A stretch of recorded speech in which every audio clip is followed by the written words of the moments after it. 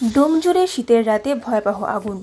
হাওড়ার ডোমজুড়ের বাঁকুড়া ১ নম্বর ঝিলপাড় এলাকায় রবিবার রাতে ভয়াবহ অগ্নিকাণ্ডের ঘটনা ঘটেছে। খবর পেয়ে ঘটনাস্থলে আসে দমকলের 3টি ইঞ্জিন। দমকল সূত্রে জানা গিয়েছে, প্রায় ৭,০০০ স্কোয়ার ফুট এলাকা জুড়ে ওয়েস্টেজ কটনে আগুনে লাগে। জানা গিয়েছে প্রায় ৭,০০০ স্কোয়ার ফুট এলাকা জুড়ে ওয়েস্টেজ কটনে আগুন লাগে।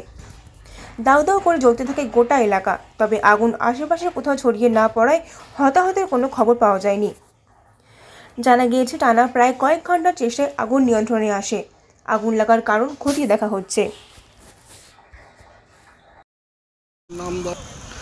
কথা বলুন।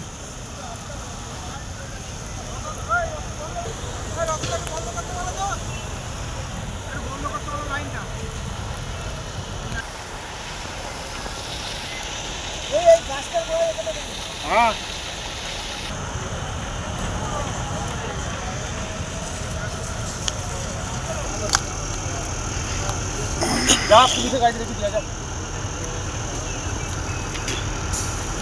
বন্ধ করেছে?